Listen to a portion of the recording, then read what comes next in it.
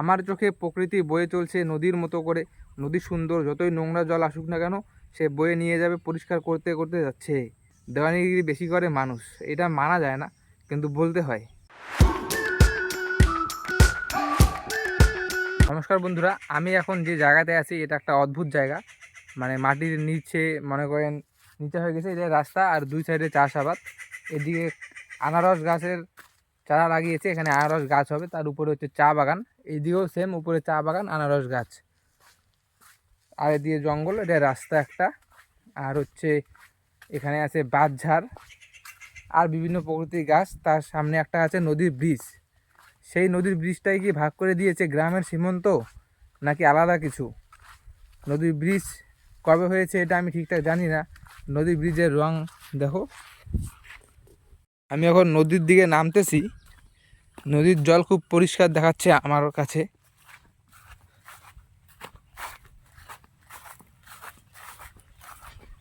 এই যে নদীর জল, জানি না এই জল দিয়ে ঠাকুর পূজা করে, আবার কেউ কেউ পায়খানাও করে এই জলে। এটা ব্রিজের নিচতলা, নদী বয়ে আসতেছে এই দিক থেকে। এখানে আমি উত্তর, দক্ষিণ, পূর্ব, পশ্চিম কিছু বুঝতে পারতেছি না, কারণ পৃথিবীটা গোল বলে।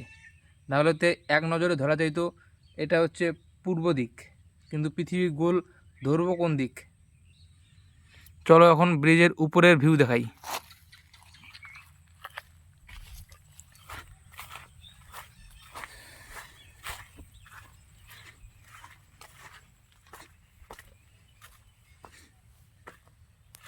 এই যে আনারস গাছ, আনারস গাছের রূপটা অন্যরকম হয়। গাছ হয়, ফল হয়, আবার গাছ হয়, মিডিলে যেটা থাকে সেটাই আনারস নাম।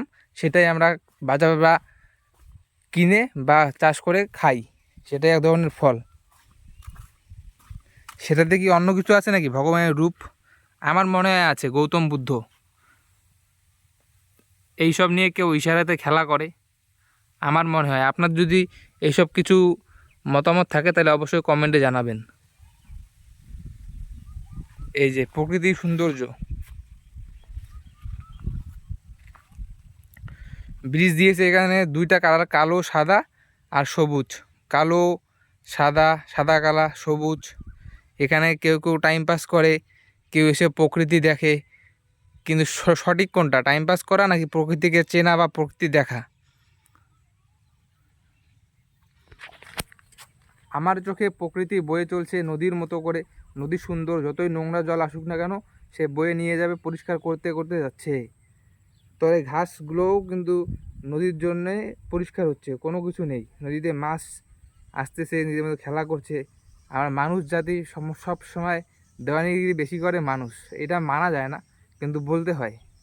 সবার মুখের ক্ষমতা নাই বলার মতো। তো আমি ভিডিও ডাইরেক্ট বলছি, মানুষ সব শেষ করেছে এই প্রকৃতিটাকে।